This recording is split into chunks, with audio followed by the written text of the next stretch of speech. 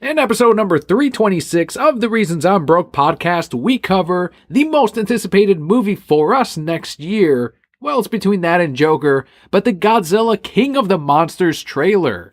We also have your stunt double, Jason Momoa's Snydercut MTV interview and what his thoughts are on the elusive Snydercut of Justice League. Our comic book highlight this week is Prodigy #1 from Mark Miller. All of this and so much more on today's show.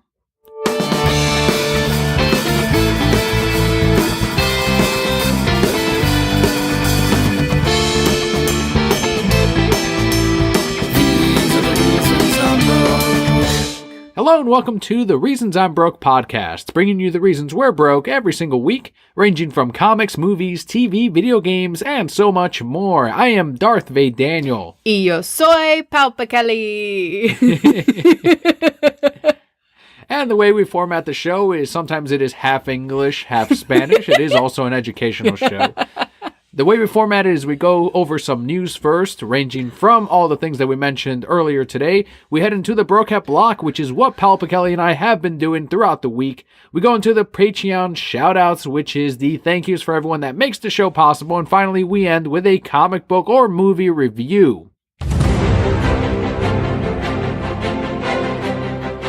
Our first news of the week comes from the big screen. As part of an annual film critics poll, Zama has been chosen as the best film of 2018 according to over 100 critics. Why is this relevant? Well, first off, most of these critics are not the ones that you will find usually on Rotten Tomatoes. This is the kind of list that you see where it's like, what the hell, Zama? It's like, exactly. Find movies out there that are underground or not getting as much marketing. That's probably where your gold is. And in this case, with this film critics poll, Zama, of course, was voted as the best film of 2018, as you said. But the film's director, this is where it ties in to the superhero genre that we all love and hate at the exact same time. Director Lucrecia Martel recently spoke out about how she was approached by Disney to direct Black Widow and why she turned it down. This is massive fucking news. Quote, I received an email from Marvel for a meeting because they were looking for directors for Black Widow. So I went to the reunion. I actually signed this thing where I can't talk about that reunion. Marvel and other such production houses are trying to involve more female filmmakers. They also told me, don't worry about the action scenes. We will take care of that.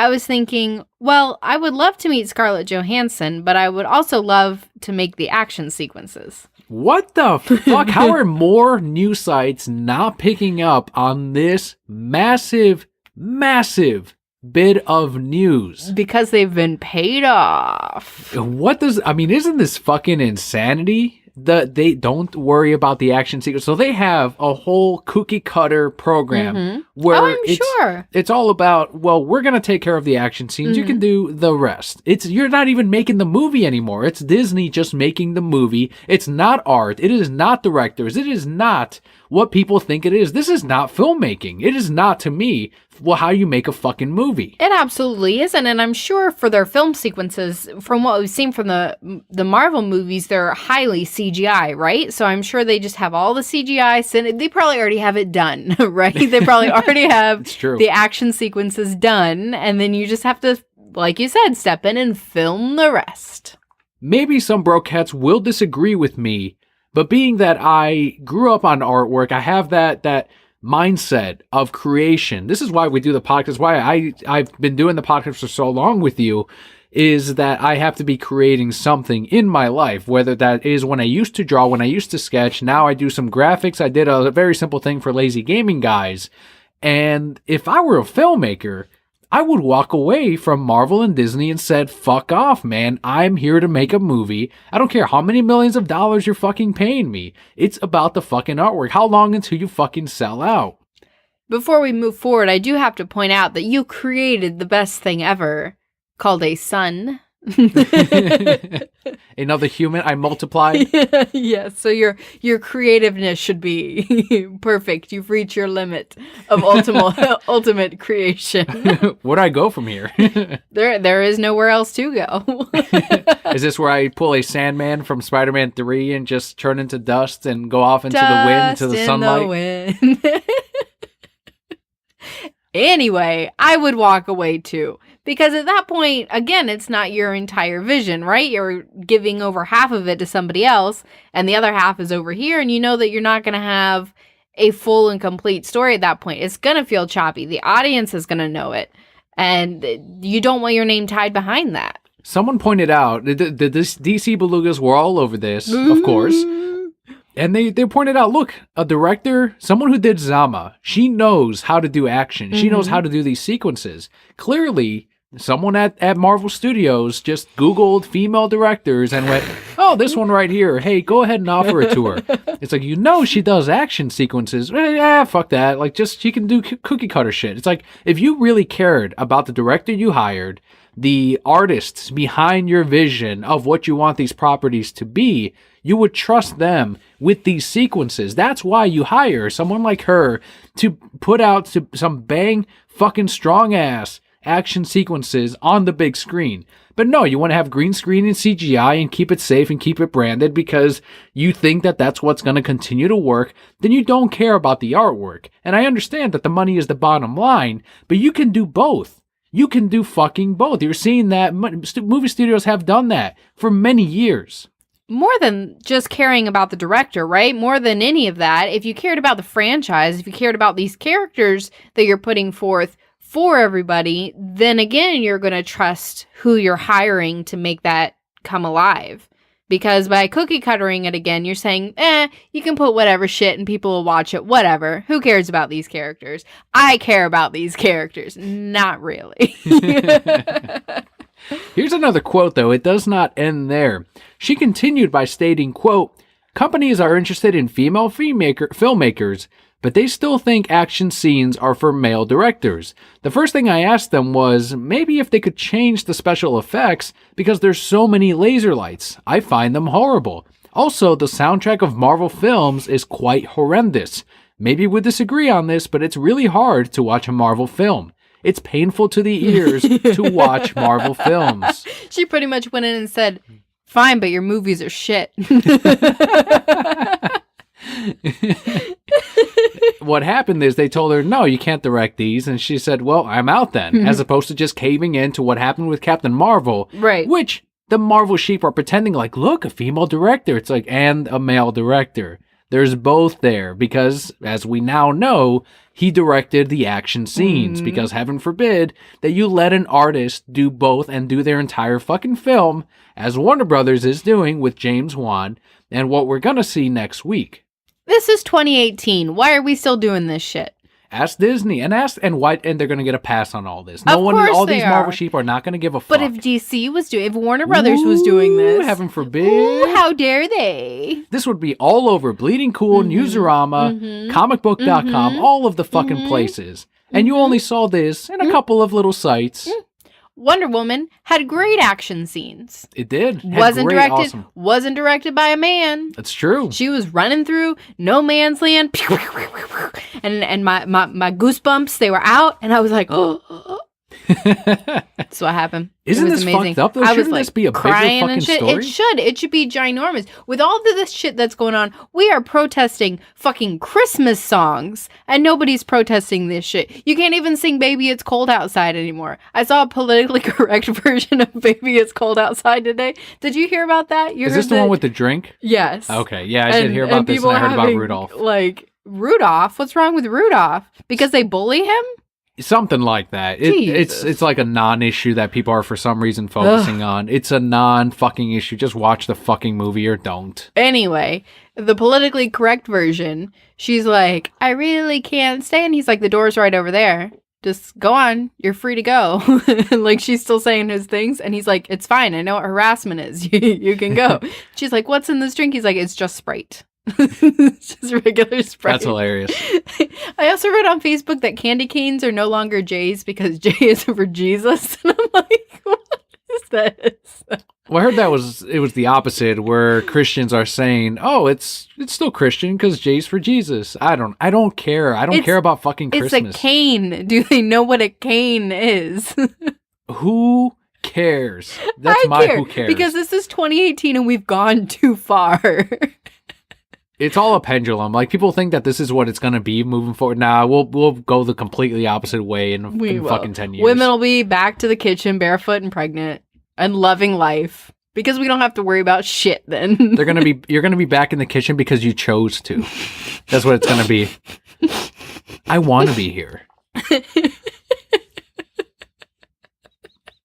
Is that not how they're going to spin it? Yes. That's exactly what it's going to be. No man told me I had to be here, but I want to be. But before that, men have to be the stay-at-home dads in the kitchen. Well, you can't do that with this economy. It's impossible. Got to have 2 working parents. Sucks. Over to the Sony side of Marvel films. So, one, that is a big fucking deal. Mm-hmm. You guys should care. I don't know if you will. If you want to bring it up to your MCU friends, see if they care. See, I bet you they have not even heard of this. Is there any, like, hashtag protest? There is not even. Like, you want to start one? We should fucking start one. Hashtag women can direct action women action. too. Hashtag women action. That's a little catchier. I don't know. Because that's going to be everything. Nah. You could say, I don't know. We'll have to think on it. Hashtag W direct action. What? Women. Like, it can't be a long hashtag. It can't be women can direct action scenes. Like, it doesn't work that way. Better than any man. Like Boston Strong. Especially when it's her movie. She just go on and on. It takes 3 tweets to type my hashtag. So we're talking about Sony here. Venom, his screenwriter, Jeff Pinkner, has confirmed on Discussing Film that a sequel is in the works. We have a quote from here. Quote, "I can't say anything other that is happening."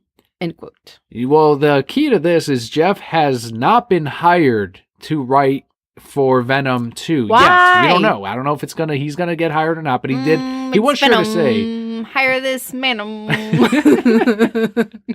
Yeah, he was very clear to say, "No, I haven't been hired for this." So he's kind of like, "Okay, Paul Dini." All right, Paul Dini. Either he's going to be too expensive, or now they have money and they're like, let's hire your true screenwriter. You know what I mean? They did that with Deadpool 2. Yeah, I mean, the plot really wasn't that good for the first one, let's be honest. Listen, it was fine. It was a better plot than most of the fucking MCU films. Okay, it was fine. It made some money, sure, but now you got redheaded Woody Harrelson or whatever. And with all that extra budget, he's not going to have that shitty ass wig. He's going to have proper hair. I bet you he gets plugs in there. They film for a couple of months and then you can take them off. He's got that Sony money now. Venom, $800 million. You can buy a nice head of red hair with that shit. I hope that the wig gets worse for the movie. They're like, we have all this money. Where's Bozo's wig? What would you do if I was like, Kelly, I need to talk to you. I need you to volunteer for something. So Sony put out a call, and it's very private, but they wanted to keep it on the down low, where if they had any donors for true natural red hair. And I actually sent them a picture of your hair while you were sleeping, and they have chosen you. How creepy is that? As the donor. Why would you send a picture of me sleeping? Like, you have it's just your hair. You have plenty of pictures of my hair without me sleeping. I needed the most recent ones. We need your hair for Cletus Cassidy's hair. And I've already told him yes. So you're going to be bald tomorrow. Would you do it for Woody Harrelson and for Venom 2? How much money are they sending me? How much money? They're giving $2,000 That's it? Would you not shave your head for $2,000? I would call them and I'd say, you guys have that Venom money. Like, would you shave your head for $2,000? Yes. Really? Yes. And it's going to be on the movie, and I'm going to be a part of the movie as Cletus Cassidy's fucking head. I don't think I would shave my head for $2,000. Really? $2,000? Yeah. You would not shave your head? I don't. It'd grow right back in half a year? To get this long? Yeah. No, this is like 2 years worth of growth. I don't think it's 2 years It is. What's your limit? How much would you need to get paid to shave your head completely? $10,000. $10,000? Yeah. Man. I would shave my head for $10,000. Look at these people asking for all this money just to fucking shave their head. It's different. Like, I would not look good bald. You know what's funny is you could just buy a wig and you'd be fine for the 2 years. And with the $10,000, I could buy a great wig. So it's all like, and you're gonna like, break even. Like, I mean, realistically, I want like $100,000. Never happened. They got that so just go Venom to money. number 2. Okay, fine. I'll take 10. But maybe 6. I like how you settled for the higher price of $10,000. Maybe 6. I'd take 6,000. 2 was really low. Like, I could make that in a few months. Are we in on Venom 2? Of course we are. A couple weeks now. What is it? A month or 2 after we saw the movie? Are we still hyped for Venom 2? Of course. We're talking about shaving our heads to put on Woody Harrelson's Cletus Cassidy's head. Of course. I mean, just for the song alone, right? They better hire Eminem again, right? What would he sing? Venom 2. It's Venom. Venom again. He's back at him. Because it's Venom. Can he write for the next Suicide Squad movie too? Please? I hope so. I would love. It's all the same fucking song. Shitty ass. Suicide Squad. I gotta tell you though, yeah, we're excited for Venom 2. It's pretty amazing that Sony is once again killing it, and we will have a review for Into the Spider-Verse next week on on my end, because I did say on Twitter that we wouldn't have one because you weren't seeing the movie. Mm-hmm. We'll see how I feel about it. I might have a short one in the Brocat block. But they are killing it with Venom. They're killing it with Spider-Man. And good on them. But not my most anticipated movie of... it's not coming out next year, maybe 2020. But next year, we got this trailer drop that we knew was coming. They told us, Warner Brothers and Legendary Pictures told us, it is coming this week on the 10th. And it dropped as scheduled on the 10th. And it is the first proper trailer. I guess the first one is considered a teaser for Godzilla, King of the Monsters. So you'd want to make Godzilla our pet? No. We would be his. I was about to do my Godzilla roar, but I decided against it. You should all be grateful. You should sing my palpa praises for not Godzilla roaring at you all right now. Because that's how hyped I was. I'm going to do it anyway. They also teased it, by the way. I'm done. I'm sorry. She's tired, by the way. She's reached a state where it's between exhaustion and... I don't know what this is. Mania. You hit this like every 15 episodes or so. Do I really? Yeah. Was I like this 15 episodes ago? Probably. Really? King of the Monsters. We got the proper look at Mothra, Monster Zero. We got a couple more shots of Godzilla as well. And then what seemed to be one of our subscribers, Theon, he pointed out that there's might be a new kaiju as well that hasn't yet been revealed. Maybe it's the opening fight, or I don't know. It could be a scrub monster. Who knows? But there's like a crab-like creature that comes out of the sand. Maybe it is, caterpillar form Mothra coming out of the sand. I'm not too sure, but a lot of people are speculating that it is another kaiju. With these trailers, Godzilla's killing it, right? Yes. So the teaser got us so fucking hyped for this movie. And then I was thinking to myself, how can they top that, right? Because the soundtrack to that was perfect and the glimpses of everything we got were perfect. And I was like, you can't top it. It can't be done. And then this bomb drops. And you're seeing all these monsters, and they're making them all look badass. Mm-hmm. How do you make Mothra look badass? Oh my God. Just watch this trailer, right? How do you make Monster Zero seem terrifying as fuck? I still think he's awesome, but watch this trailer, and you're like, oh my God. You thought Mothra, and you do think Mothra's lame as fuck, but in this one, you're like, oh, all right, man. If that fucking thing is flying at me, I might be a little scared. Yeah, I was like, No way, trying to be scary. That's not true. The little fucking legs that are little spikes and shit, and it's got the mean looking eyes. It's not silly Mothra. It's not even the circles anymore. It's got the mean silly little eyebrow thing. Come on. You're not even go away, shit, Mothra. that is scary, man. Godzilla's a giant lizard. He eat you for breakfast. Mothra's beaten Godzilla, all right? No, he hasn't. Yes, it has happened. It's before. not gonna happen. Well, no, because they're gonna team up. So Mothra won't be beating Godzilla. They're gonna together beat Monster Zero. And Mothra will probably die in the process. But then, even then, I can say that Godzilla needed the help of Mothra to beat Monster Zero. And what are you going to do if Godzilla and Monster Zero team up? And beat Mothra. Well, then it'll be the greatest twist in cinema's history, but fine. Is M. Night Shyamalan directing? I hope, well, with Split, sure. I'll take a fucking Godzilla movie by M. Night. He redeems himself with Split. That was a good fucking movie. Go watch that shit. It was excellent. That's good. I still haven't seen it. That was the one with, what's his name? And he had like 10 different personalities, right? Yeah, we should watch that. We should rent it. I thought we owned it. Doesn't somebody own it? No, I don't own it. Thought we owned it. Anyway, will it give me anxiety? I didn't feel anxious at all. Really? Because it's more like, one, the actor's not really threatening. It's Xavier from the X-Men films. So he's playing like the crazy rapist guy. He's playing like this woman. So you see him like in women's clothing and he's like, hello dear. And it's kind of funny because of my humor.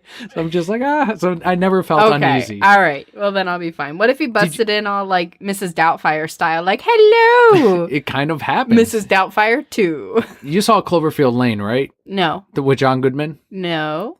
I thought you watched part of it and I was there, but I wasn't paying attention. That might have happened, but I felt more uneasy with that because John Goodman, and they're both great actors, but John Goodman is fucking scary, and I never thought that could happen. Huh. And in Cloverfield Lane, he's this crazy fucking psycho guy, and you feel really uneasy. If you feel uneasy in that, you'll be fine in Split. Like, it's not a big deal. Like, he melts a guy in a fucking tub of acid. John Goodman, of all people. In like a regular bathtub of acid? No, in like a barrel. Oh, yeah. Well, you gotta put him in a barrel. I learned this from fucking, what's it called? With the bald guy who like made meth. What? You remember the TV show where the bald guy, Breaking Bad? Oh, yeah. In like the first 2 episodes, he put him in the bathtub and then it was a fucking mess. Fucking idiots. But they didn't know. You gotta put him in a plastic barrel. It was his buddy, right, that filled it up, and he was like, what the hell are you doing? Ex-student. He's like, go out, buy these tubs, put them in there. And he's like, I just put them in the bathtub instead. And he's like, oh my God. And then the tub body falls. Came through, yeah. Back to Godzilla, though. No one's going to be melted in fucking acid. Instead, maybe Godzilla's going to be... Godzilla can... Isn't his, like, laser breath? Can't that melt people? Actually, there was a whole debate on Twitter, because Team Kong was going against Team Godzilla. Kong. And all the Godzilla fans were just saying, well, Godzilla's got the atomic breath. Kong's never going to get close. It's like, yeah, you're right. That's going to be the fucking movie. He just atomic breaths him, and then the credits fucking roll. It's like, no, fucking King Kong's faster. He's stronger. He's a little bit smaller, but it's like, yeah, good luck aiming at fucking King Kong Godzilla. That's not going to happen. And as soon as King Kong gets his hands on Godzilla, what do you think Godzilla's little tiny hands are going to get King Kong off of him? That's not going to fucking happen.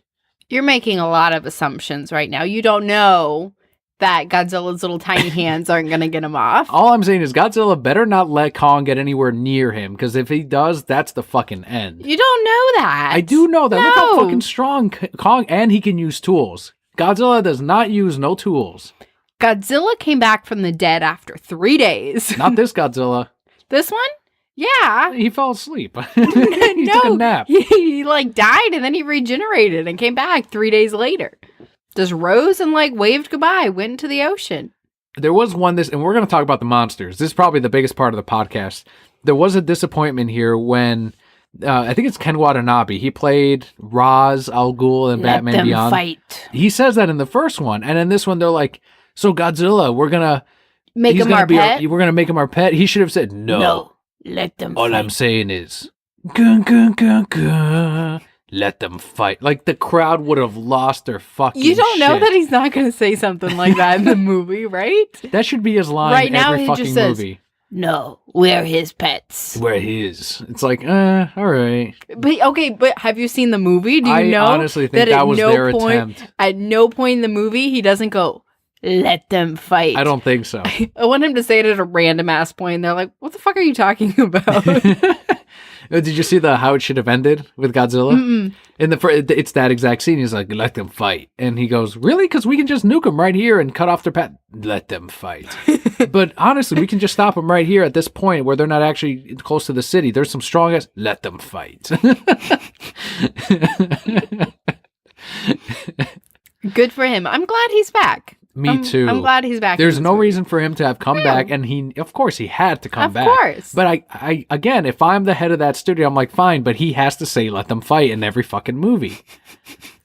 You still haven't seen the movie. You don't know that it's not going to happen. I hold out hope that it will happen. If you want to have an alternate, Or you want to make maybe he'll even be like, they're going to fight. I don't know. fine, great, I'll take that. I'll take that. But let's say if you want, it's like, no, Dan, we can't just have the same fucking line. It's like, all right, if the other monsters are all against Godzilla and they're like, oh, we should actually help Godzilla, let him fight. Like then, or maybe he's referring to another monster to help Godzilla. Like, and then they awaken Mechagodzilla or some shit. Like, I don't know. That would be a way you can twist that.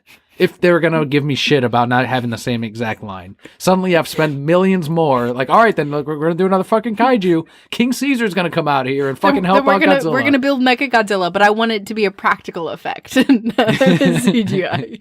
Damn, that'll cost billions. Let him fight.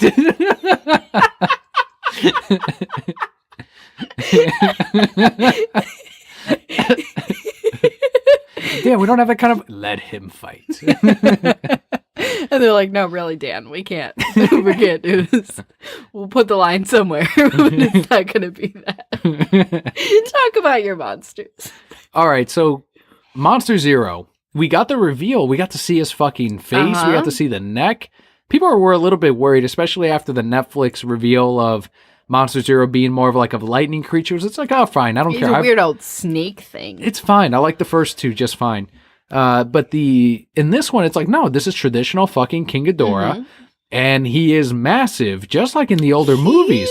Someone did a screenshot capture of the two when they're both facing off. And it's like, oh my God, they made him big in this. It's like, well, no, he was big in that too. Huge. Massive fucking monster. Godzilla's gonna need the help of Mothra to probably, the way they cut the trailer is they made it seem like Rodan and King Ghidorah were the villains and that Mothra and Godzilla were gonna be the heroes in this film.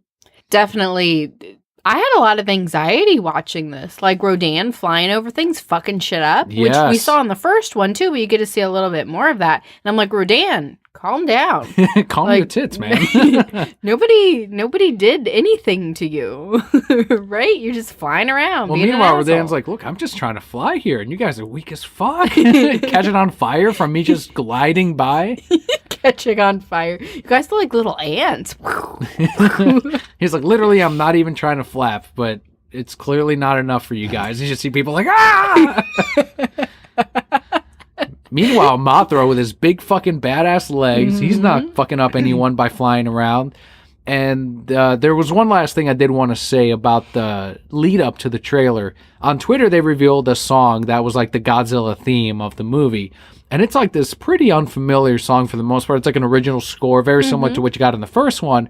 But then a quarter of the way to the song, you hear dun dun dun dun dun dun dun dun dun dun dun. So they worked in like the classic, like dun dun dun dun dun dun dun dun dun dun. It's like, holy fuck, they worked it all in here.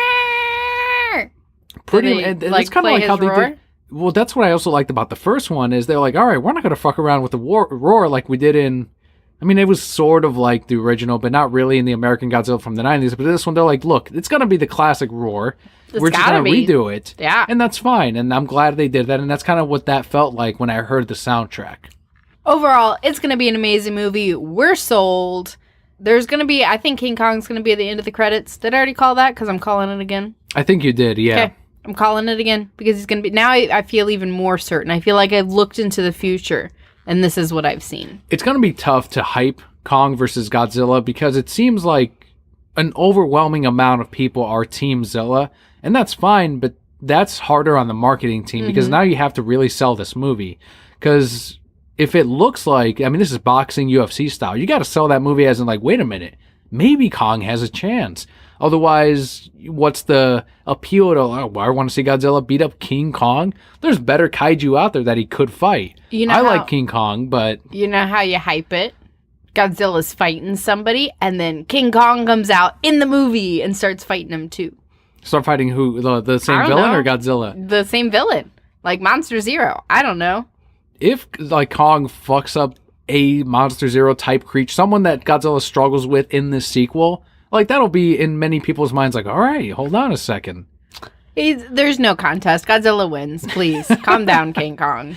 Godzilla, we're going to disagree with this for the next 2 years. A house divided. Godzilla King of the Monsters is set to debut on May 31st next year, less than half a year away.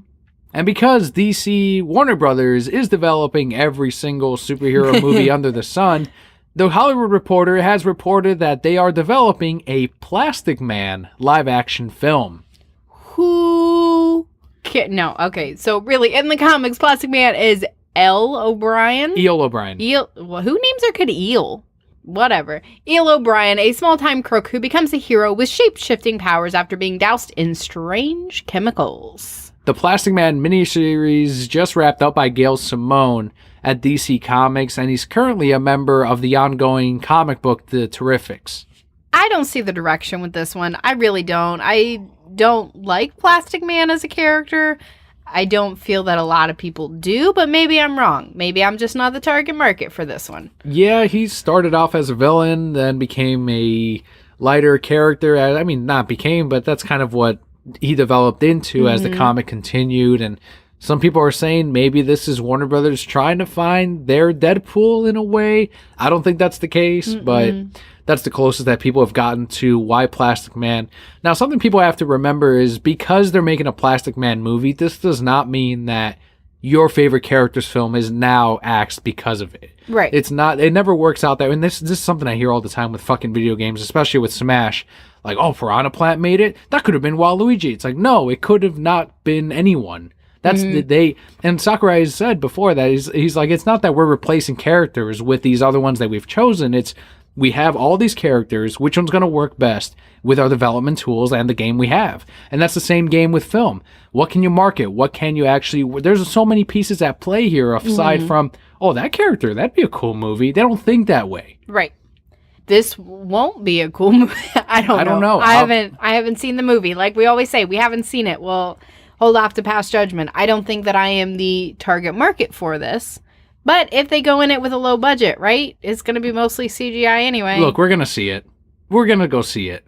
I guess. What would you do if the effects were like, you see him starting to stretch and then it just becomes, that rubber toy? The cut, yeah. They cut and you just see the rubber toy arm stretching. I would love the movie then. Because we are getting closer to my film, Aquaman, we're going to have news almost every single episode here. My stunt double, Jason Momoa, and this is the biggest news in the Snydercut movement, I think that we've gotten since the, Darkseid reveal a couple of weeks back. But this might be bigger because of what it could mean for the future of this. But Jason Momoa spoke out in full support of the Justice League Snyder Cut movement in an interview with MTV. The interviewer brought up fans' obsession with bringing the cut to fruition, to which Jason responded with, well, here's the thing. The interviewer tried to make it seem like there's these fucking guys obsessed with this shit. They're stupid. And Jason interrupted it and said, I'm obsessed with it too. And kept looking at him. And that's when the guy's like, well, whether it could happen or not, what is your take on it? And that's when he said, quote, that's just one thing. It sucks with our business. You can't speak your mind. And he's paused like, all right, what am I going to say here? But yeah, fuck yeah, I want to see it. He looks at the interviewer like, you know what? Fuck this shit. How much pull does Jason Momoa have, especially after that China opening? How much pull do you have, you mean? Because he's just your stunt double. I mean, he and I. But, I don't want to take up the spotlight here. Right. Okay, so I'm yes. Be enough for that fucking movie. Jason definitely has a lot of pull, right? Because if they want a second one, they're going to need him to be your stunt double. And I'm not going to do the fucking movie unless Jason Momoa is on my side. Your buddy Jace is over there, yeah. That's what I call him. I don't know if you guys knew that, but Kelli knows, and obviously it just comes naturally to her because that's how we talk. Our kids just play together. Leo already, He's like Uncle Momoa. That's what he calls him, like Moana, but Momoa. He keeps calling him Uncle Moana, but he'll learn. It's 2018. It's fine. He really does have a lot of pull, though. So yes, he can say what he wants. And what's he gonna get? A slap on the wrist, right? They're not gonna say, well, you can't say that. You can't be in the next movie. Like, no, they're gonna make a shit ton on this movie, and then obviously they're gonna want to make another one. It's like, what are you gonna replace me? Yeah, find the next Aquaman. Good luck. Go ahead. At worst, like I said, he's gonna get a slap on the wrist. They're gonna say, you can't say that, Jason. You just can't say those things. And then he's going to go drink a Guinness and the world will be fine again. I love that all of his YouTube videos, now that he started a channel where he's chronicling all of his tours and debuts and all of that for Aquaman, it's just him drinking constantly. I'm like, it's just his Instagram in video form. Yeah, why not? He's in a bathtub and he's got his fucking beer. He said he hasn't worked out in over a year. What? He doesn't need to. He's not really prepping for the next thing, and he's constantly said on Instagram that it's like he's compared it to torture. Working, I mean, yeah, it would, but then you get a body like that, kind of worth To it. him, though, like, is it worth it, though? I know the paycheck is great, but if he enjoyed it in any sense, I think he'd continue. Like, I'm sure he's watching what he eats and he's staying on a diet, but Except for the Guinness. well, yeah. Except for all the Guinness, which is just empty calories, Uncle Moana. He's being sponsored by him. Like, they just send them that shit now. Yeah, I'm trying to get coffee to send me shit too. Just all the coffee in general. I drink more coffee than he drinks Guinness, I'm sure. Do you think this is, once again, is it him just going, well, it hasn't happened? Or do you think the fact that he thought about it might mean, is that acting? On top of that, is he just going, like he's trying to pretend that the Snyder Cut is coming? Maybe this is a good way to hype it so that we can sell it more? Or is this just him not giving a fuck because they're not actually moving their feet on it? Like I say, most of the times when this comes up, I really don't know. Either way, you know, there's this hype around it, right? So the actors, whether they know it's happening or not, whether this really is a thing or not, there's still that hype. That's still something that they want, obviously, right? So yes, they would love to see it. Does that mean it's happening? No. Again, what real motivation do they have to make this? Because are they really going to make their money's worth back on it? Regardless of what comes out of this, it really fueled a fire for a lot of Snyder Cut fans because they ran with this and they championed Jason Momoa as a true catalyst to this movement because they feel like, one, he wouldn't have Aquaman if it weren't for Zack Snyder. So he's kind of looking out for the director that gave him this gig, that's making this such a huge thing for him and for his family and for his fellow actors. So why not pay it back and say, why don't we have this cut? And obviously, Snyder is for it. He wants to see it happen. So make it happen. Like you said, they're not, what's the worst that they're going to do at this point? Especially when this movie makes millions of dollars. They're going to forget about whatever he might have done. And in the meantime, this movement continues.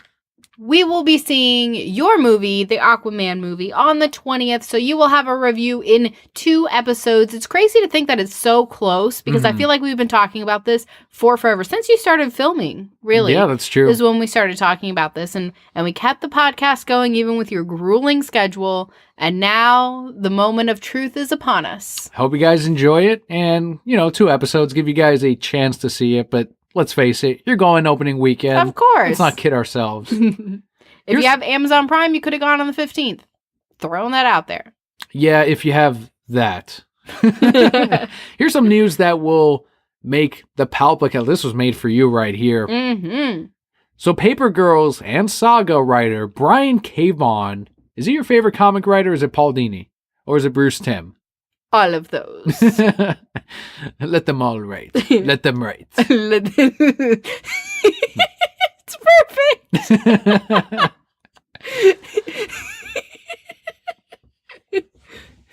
Let them write. Brian K. Vaughan has signed a development deal with Legendary Television Studios, so that should be Warner Brothers that they're going to publish with, to develop some of his work onto TV and films. Vaughan has previously served as a creative consultant to Hulu's Runaway series and creates the best comic book ever saga. Nick Pepper, president of Legendary Television Studios, had an interview with Deadline in which he said, quote, "Through truly inspired storytelling, Brian has created immersive, compelling worlds that are devoured by fans worldwide."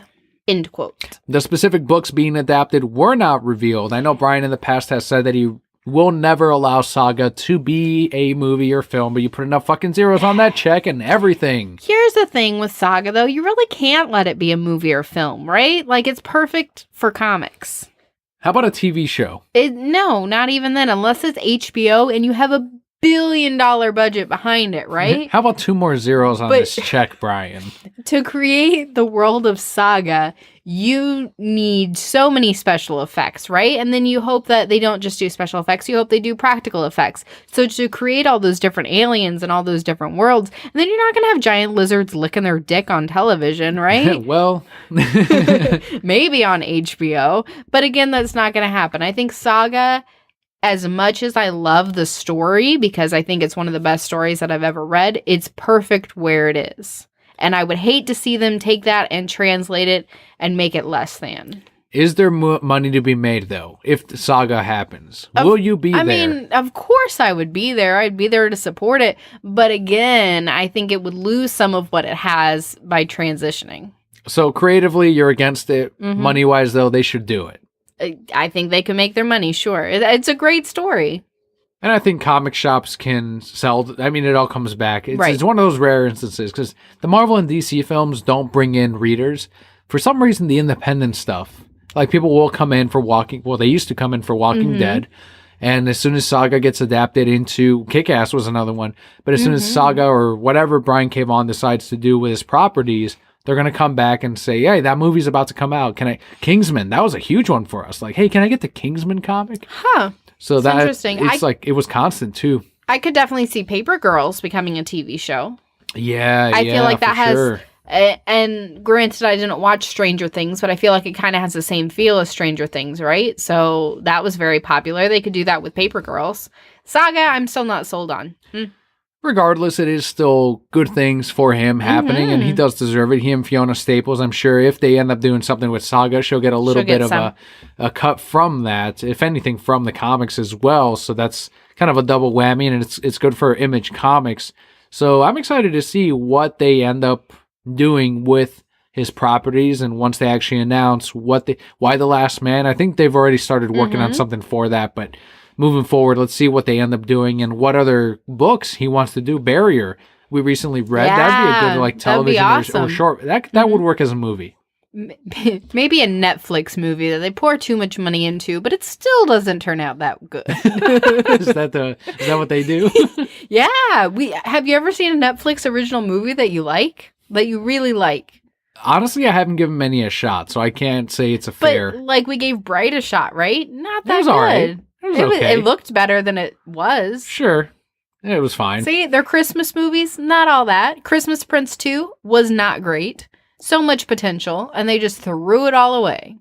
The final bit of news that we have this week is that DC Comics, I don't know what they're fucking doing over there, but they've canceled all orders of their second Black Label comic title, The Other History of the DC Universe, featuring Black Lightning. They will resolicit the title at a later time. This comes after the DC's other Black Label title, Batman Damned, got delayed after number 1's release. What the fuck is going on, guys? Like, I know this is all a part of them revisiting Black Label and saying, well, we did show that penis, so now let's just cancel everything. And then it made other men's feel things in their penises, so it must not be okay. And it made us and many comic shops a lot of money. Money. No. Here's the weird part is, I don't know if anything got changed in Batman Damned number 2, but now there's controversy in Batman Damned number 2. What? It's not as big as the penis, but there is a rape scene in the second story. So a lot of women are now coming out and saying, so DC feels that they should have changed some things moving forward with Black Label, but they won't remove a gratuitous rape scene in Batman Damned number 2. It's like, hold the fuck on. I'm still going to maintain my fucking argument of this is a mature fucking title. It is also their story. Is it an integral part of the story with which they are telling? Is it or isn't? Does not matter. This is Black Label. This is whatever the content is going to be mature. It's going to be offensive. Well, it's going to be harsh. I mean, I get that, but I think their argument is still, yes, we understand that it's mature, but there shouldn't be a rape scene. You shouldn't write a story that has to have a rape scene in it. Like, that's what I feel like their argument is. But one, you don't have to buy and support the book. Exactly. Right? Sure. It's in there. You vote with your dollar. You don't have to buy and support it. Two, I highly doubt that the scene is in there just to have a scene about it. right? It's got to have some meaning to the story. And if that is integral to the story, then this part of the story, go with it. Like, read the whole story. And if it doesn't, which I haven't read it, but let's say it doesn't. Okay, shitty comic book. Don't buy the fucking third one. The penis scene wasn't integral to the story either for the first one. I mean, that was pretty integral. It was not, though. Story. Yeah, because he had to get naked to Fine, go then and do it's stuff. even, right? Like, one nonsense scene, and here's another one. So All right. both sides. Fine. No, I'm saying neither of them are nonsense scenes. Both of them were I'm important. saying if I'm arguing with them, I'm like, look, we have this balances the force. Okay. Fine. Is that what it does? Like I thought it was funny because it's like Jesus now, like it still continues, but I wish it was hyped more because then it's like let's sell out a number 2 even quicker then. Right. You'd only sell out of that if it was a rape scene with Batman's penis in there somewhere. If it was a man getting raped, then it would be a bigger deal. Oh yeah, for sure. I still think that either way, it's lose-lose because I don't think that they're going, well, why don't we add more controversial things? Like some people are suspecting that they added the rape thing as like a way to, maybe we can make this more controversial. It's like, no. If anything, I think they would have gone back and censored things. Mm-hmm. And I haven't followed Brian Azzarello's Twitter closely, so I don't know if he has come out, and I'm sure people have asked him, like, has your story been changed because of what happened with number 1? I'm not too sure, but the line is definitely affected by, Jim Lee spoke about it by saying that they're going to revisit the line and moving forward, they're going to make some changes. And that's kind of crummy because, again, this is what Black Label is. Exactly. I don't know that I really understand why they're going in this direction. Because like you said, they made a lot of money off of it, right? I get that there was controversy. I get that people disliked it. But you can say that about pretty much anything. Few people disliked it, too, on top of that. Right. And it was very few. And I get that the very few that disliked it were very loud and very vocal about it. But again, you made so much money off of this regardless. So stick with the vision that you had, follow it all the way through, and keep doing what you're doing because clearly it's successful and there are many viewers who enjoy it. I hope they get their shit together with Black Label. I hope that the Three Jokers story is not affected by this change. Jeff Johns is another one. Jason Fabok, tell your story. I want to see the true vision to the Three Jokers book, but we'll find out next year. That is it for our news this week, though. Let's head into our BroCat block for this week. I actually finally got to play Super Smash Bros. Ultimate. Super Smash Brothers Ultimate! My coworker and I were discussing that anytime you choose a character, you have the guy going, Fox, Captain Falcon, Mewtwo. But for some reason, when he goes to Luigi, he goes, Luigi. Is he turned on by Luigi? That's what I'm thinking. I'm like, is he like, ooh. Like he got through these names, and he's like, oh, Luigi. Oh, can you keep going? Oh, Donkey Kong. But thankfully, Leo has actually slept through my gaming sessions of Smash Brothers, and I've gotten more time than usual on the game than I guess I would have expected. And I've unlocked a good number of characters. I've gone through some of the story mode, and I don't know if I'm ever going to finish it because I'm only doing it to unlock the story. And I have since seen the ending cutscenes, and whatever. It's fine. Like now I know that the story mode cutscenes aren't as great as the opening ones, and I'm okay with it. The gameplay itself, though, is solid. I think it's just like the Wii U version of Smash Brothers, in which it's a healthy balance between Brawl and Melee. You get more of that, except you have all your characters. I haven't unlocked the 3 that I really want to play as, which are Pokemon Trainer Ivysaur. I want to try to get good with Ivysaur, just because it's like I've never given him a good shot. In the Brawl game, he wasn't in the last game, the Pokemon Trainer, but in Brawl, it's like, all right, start with Squirtle. You can play with him for like a minute, and then the Pokemon gets tired and he gets weak and you have to switch out. So you have to learn to get good with all 3. In this game, Sakurai said, well, just be good with the Pokemon you want and switch when you want. And he said, all right, well then, I think there was even a mode in there where, because down B used to be, all right, now you switch the Pokemon, so you would get one less attack than the rest of the characters. But this time, every Pokemon got an extra attack. It's awesome. And you can no longer get tired as that Pokemon, so you can just focus on whichever one you're good at. So I'm like, all right, now you can actually focus on Squirtle, Ivysaur, or lame-ass Charizard. And I'm going to give Ivysaur a shot. I have to unlock Greninja, have to unlock Wolf. So this is the first time that my 3 mains, because Fox is still a scrub, my 3 mains I can, practice and be good at and see which one I can actually compete with online. More music than ever in the modes. This is probably it's already topped the Wii U Smash. This has given players everything they wanted. They're all still they're neutral on the game, but that's fine. That's the gaming community and that's okay. When you're neutral, then you did a good job. You did it. Yes, exactly.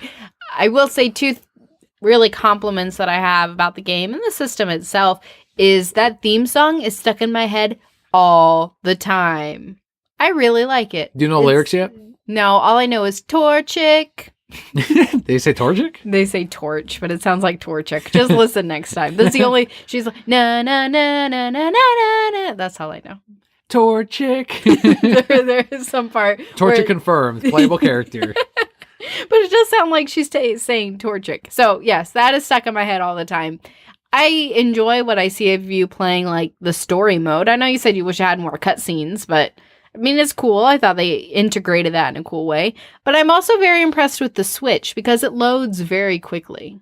Yeah, it's slow. It loads slower than I expected because in Smash it was never quite this long to load matches, and I know that there's more textures. It's a bigger game overall, so that's the one thing that I'm a little bit disappointed with. But it's not a huge deal. It's not something that I really notice.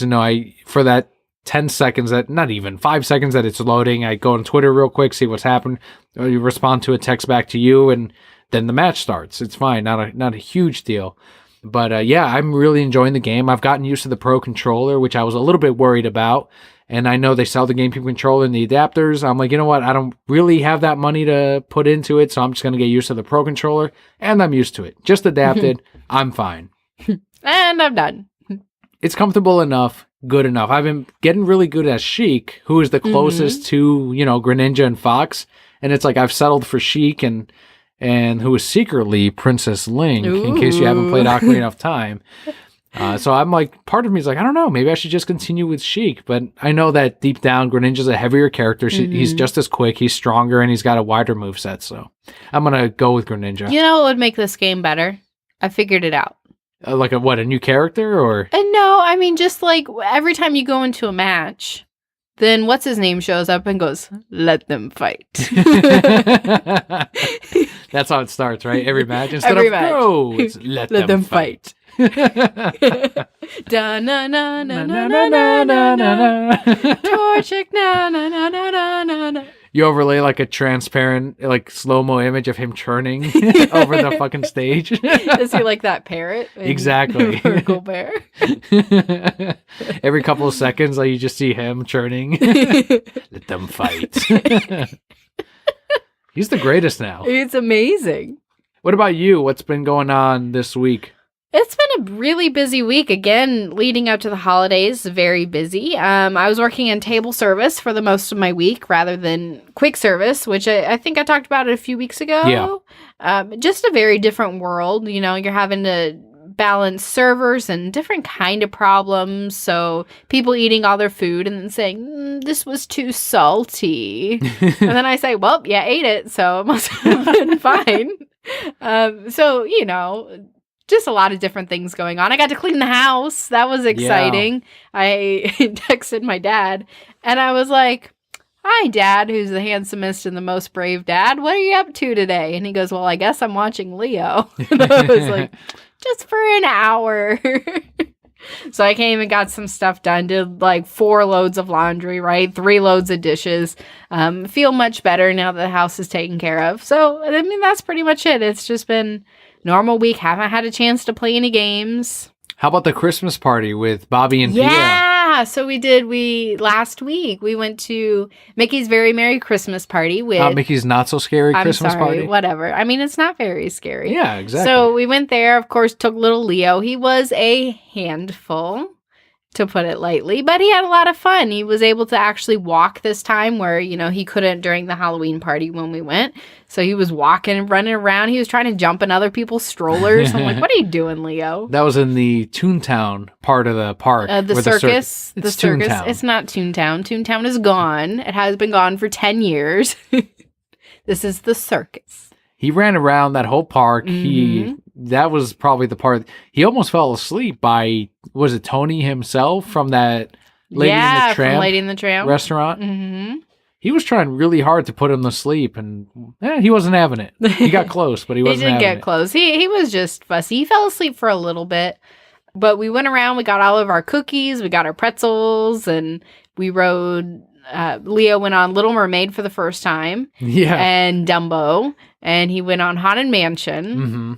And I got to send Julian sexy pictures of King Triton. King Triton, yeah. Bobby and I all over King Triton and making Julian jealous. And he's like, no, I'm not jealous. Nope. And it's like, I think you are. I think you're a little jealous. He's like, why would you send me this? He's like, why wouldn't I? And then Al photoshopped his face on Ariel. There was like an image of Ariel next to King Triton when he was younger and had brown hair. Probably from the second movie, I'm guessing, but he put Julian's face on it, like next to him, like cuddled up, and it's like, that's perfect. King Triton and Julian. This is all an inside joke, by the way, from one of his streams where we were saying, oh, we'll get you a Prince Eric pillow, like a body pillow, because he was playing the Little Mermaid portion of Kingdom of Hearts. And he's like, no, not King Eric. If anything, I'm more of a King Triton guy. And we're like, what? We ran with it for months. Clearly for months. Do you think he'd be a Zeus guy from Hercules? Maybe. I do want to say that I've seen a picture of Zeus without his beard, and it's very scary. Well, that's not canon, is it? No, it's not All right, then. I mean, they're both muscular. Zeus is They're brothers? weird. I don't know. I feel like I like King Triton more than Zeus. Zeus is too bubbly. Bubbly. Yeah. Now, my coworker brought up one. What about Maurice from Beauty and the No! Beast? He's an older guy. No! He's not, strong, but what's Julian really into? Triton has abs. Zeus has abs. Maurice has not abs. You're like, nothing redeeming about that fatso Maurice. That weirdo. That inventor. Gross, Dan. He has a single dad, though, so. That's true. I mean, there's that. Yeah. Oh, I mean, I guess they all are. Not Zeus. Yeah, not Zeus, no. I remember watching Hercules, and I learned Greek mythology beforehand. So I knew, like, all these gods, and I was like, wait a minute, that's not right. Like, Hercules' mom was a giant fucking bitch. Well, Hera was a giant bitch. I don't think Hera's Hercules' mom. In the movie, who did they make? Hera's Hercules' mom in the movie. Right. And in the Greek mythology, she gets mad at all the women that Zeus keeps fucking. Right. I thought Zeus slept with some random ass lady. Yeah. And that's Hercules' mom. Maybe. And that's and Hera hates him. And she fucks all these women up because of him, because he keeps tricking these women into it. Well, Greek mythology makes no sense, and I do really enjoy Greek mythology, but he turns into like a swan and then sleeps with somebody. I'm like, what woman goes, yes, that's Swan with a very human-like penis. Maybe he kept the abs. And then that made it all okay. That's it, I'm sure. The first furry. That's it, I'm sure. Did you enjoy the Christmas party?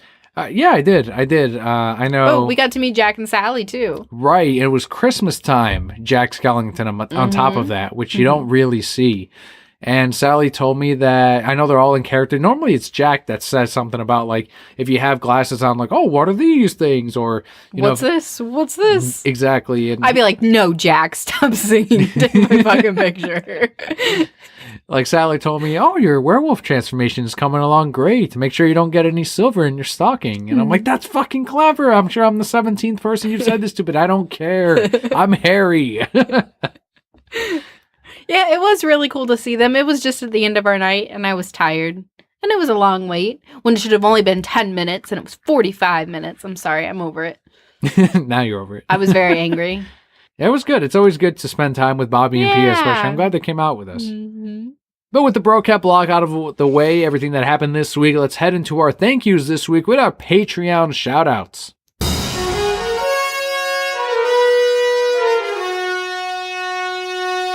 This week, we have 4 shout-outs. The first one goes out to Robin, whose Instagram is at Robin Concepts. Robin recently put up some commission work with the caption, quote, "My eyes have healed up well enough to draw again. Let me know if you would like to commission some artwork while I still have the time," end quote. He, of course, had some surgery done on his eyes, and which was a pretty big scare, especially for an artist. I know George Perez recently, he's a Florida native, and he had a big, surgery on one of his, I forgot which eye it was, but it was like, oh shit, he might not be able to draw again. And thankfully it all healed and everything went well. So it's always real nerve wracking when an artist has to have some kind of surgery done with their eyes or vision. So thankfully Robin is coming through, and while he has time, check out his artwork on Instagram at Robin Concepts. Next up is Matt, whose Twitter handle is at Mr. Forklift. Matt chimed in our Discord after Julian and Jared were going back and forth on Super Smash Bros. Controllers, and he said, quote, "Bah, you youngins have no idea about bad controllers. All I had as a kid was the Atari 2600 and its joystick with one button, and the corresponding paddle that always wore out and broke after 2 games of Pong," end quote. The best thing about those controllers, though, so for me, it was the N64 controller, which we all know is also a pretty shitty controller. You youngins. But we were great with those controllers. Like, they were shit, and we were great. We made it work. Yeah. That's the thing. Like, controllers now, gaming now is like the quality is incredible. It is, as much as people whine about gaming, it's like, fuck, man, gaming is amazing. Yeah. Think about it. They research the way your hand holds things, so now you can hold controllers comfortably for hours and all this bullshit. And you have all of your old, mostly shitty games that you can download at any time. Pokemon Snap is not a shitty game, though. Can we download that on our Switch? No, because of the fucking Virtual Console. Write to Nintendo. Let them know about the palpiness. I'm going to write them right now. I can probably just shout it into the air. My palpiness will reach them. Next shout out goes out to shout out goes out to Jared on Twitter at Spoon Sandwich. Jared has unlocked 54 Smash Bros. Ultimate characters so far and is giving character unlock tips on Discord. Yeah, Jared and Bobby have both given great tips on how to best unlock your favorite character on Super Smash Bros. Ultimate, none of which I've listened to. I've just tried to go through the story mode and unlock them as I go, and hoping that randomly one of the characters might be Greninja or Wolf or Ivysaur. Or you could just look it up and they'll tell you which ones to go for. Well, no, what you have to do is, honestly, like every 10 minutes of gameplay, that's how I've been doing it. I'm like, I'll go through story mode, and 10 minutes in, I jump out into the menu, you get challenged by a new character that unlocks it. Meanwhile, while I'm playing adventure mode, any character that I unlock there doesn't count towards my 10 minutes. So in 10 minutes, I can lock 2 or 3 characters if I'm good or quick enough. But in this case, what they're saying is you can play with the clock on the Switch where you move it forward 10 minutes. You go out of the menu, move it forward 10 minutes, go into the game, fight a character, go back, move it forward 10 minutes, and keep doing that. And you can unlock them real quick that way. Or there's another trick of one stock, hack into the main menu, go back in, one stock, die immediately, get challenged, do the same. I don't know. To me, it's just not as genuine. Fun. I don't know. Not even genuine. I don't give a shit about that, but I kind of want to do something as I'm unlocking these characters. It feels like then I'm kind of earning them in a way, even though, I'm only trying to get Greninja. And it also feels like I'm progressing as well because I am going through the story in some form. Did you get your PD Piranha yet?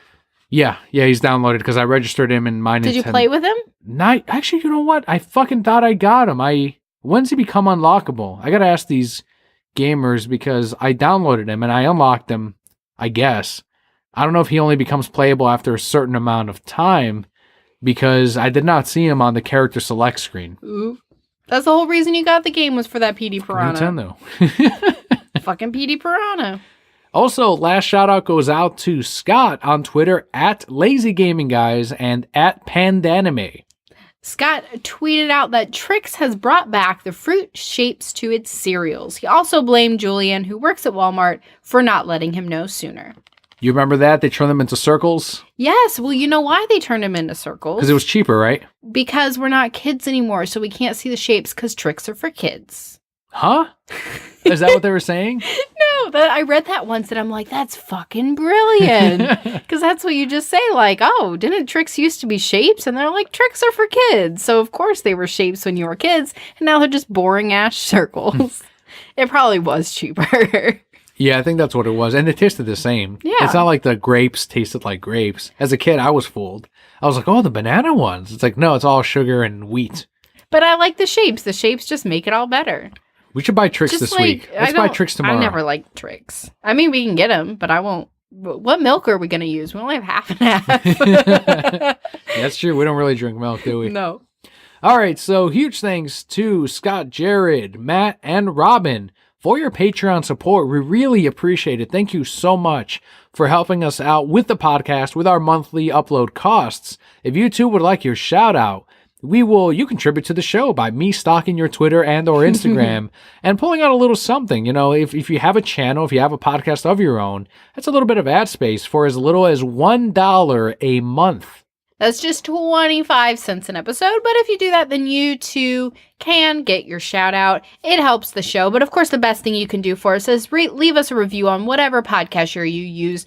Let other people know about us. Reach out to us on Twitter at Reasons I'm Broke, at Kelli. That's right. Please leave us an Apple Podcast review. We haven't received one in quite a while, so if you want to be that, I think, 36th review, come on, man. You got to do it. Leave us a review. It takes 2 minutes. If you know someone with an iPhone, they already have iTunes or Apple Podcast just on steal their iPhone. Type in Reasons I'm Broke on search, and you don't even have to subscribe. You should. You should subscribe on their phone, but you can also leave a little short minute, 2-minute review like, hey, I really like this. This is great. Hashtag Kelli, and done. 5 stars. Do that, and we would really appreciate it. Also, a huge thanks to Joe's on decalavenue.com for the help at the $5 reward tier. But with all that amazing content out of the way, we can now step into some of your favorite segment of the show, our comic book highlight.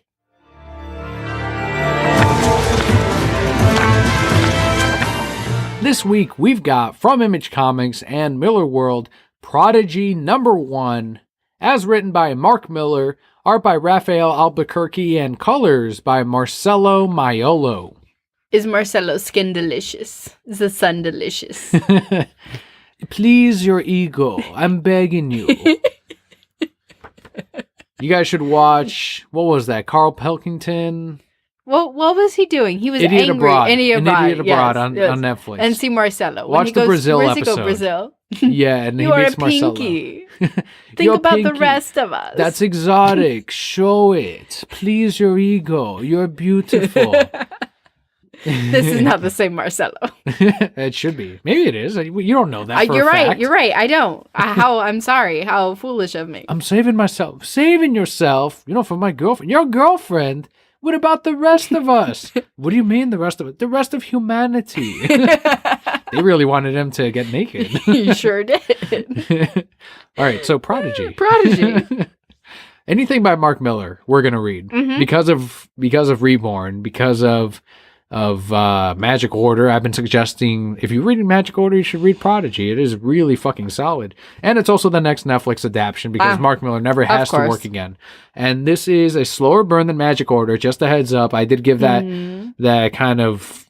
I don't know. Some readers were like, I don't know, it was really slow. It's like I didn't think so. It was a setup to this is the character, this is what he's accomplished, but the whole thing is essentially the smartest man that we know of, at least in the world, that has created a business enterprise, has become a genius, has mastered all kinds of stunts, has become a physical genius as well in the way that he calculates where he's going to land, what's going to happen, what math he's going to work out, what things he's going to invent. And it seems like someone else out there that's either as smart as him or a collective people have put something in front of him that he has to also solve.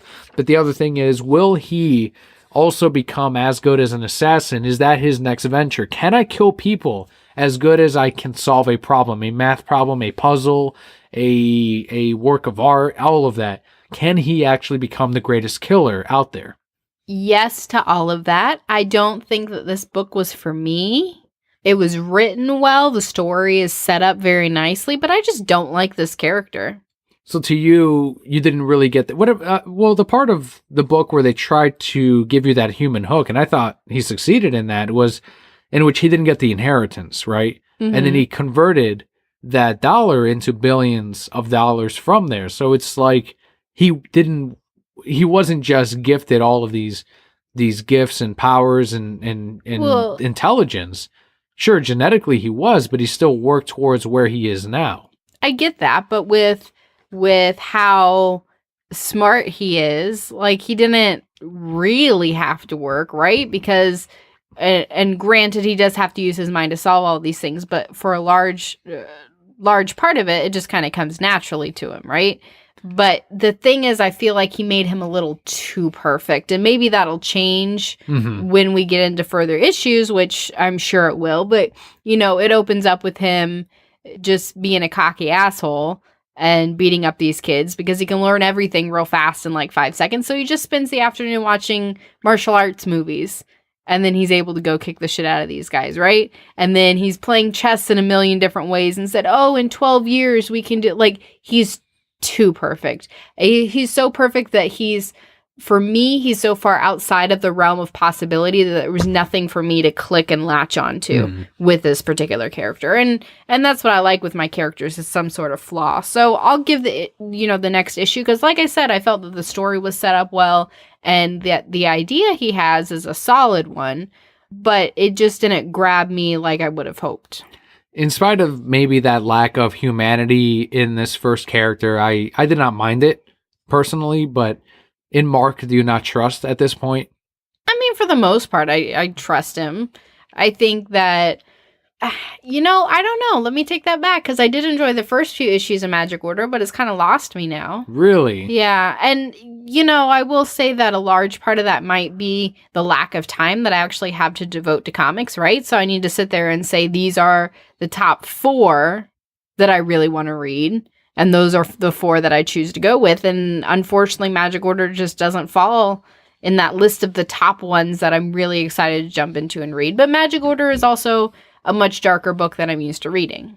Let's talk about the artwork by Raphael. I think a modern master of comics, of artwork.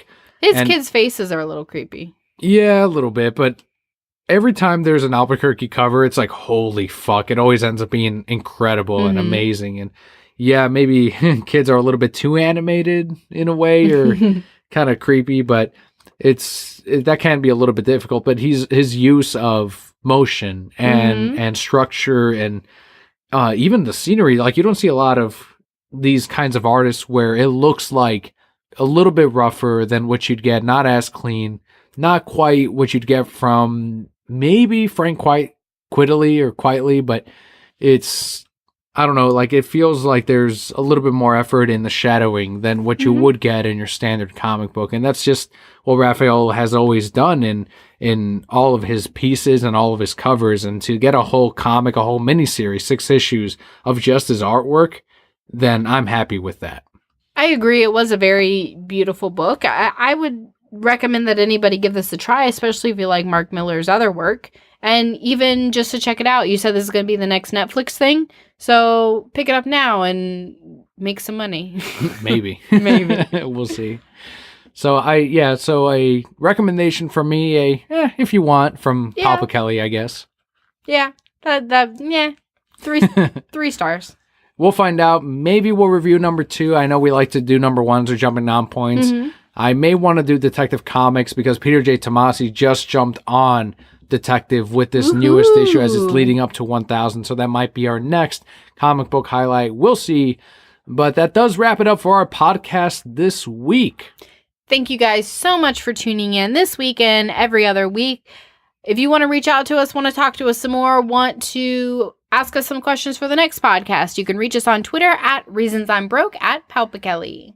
If you have us added on Twitter and you want to play some Super Smash Brothers, make sure to link your Nintendo Switch to Twitter because it will pull up all of your friends that have done the exact same thing. You can send them a straight friend request from there. If you have a PS4, you can add us on there as well. If you play Call of Duty Black Ops, we can run some matches.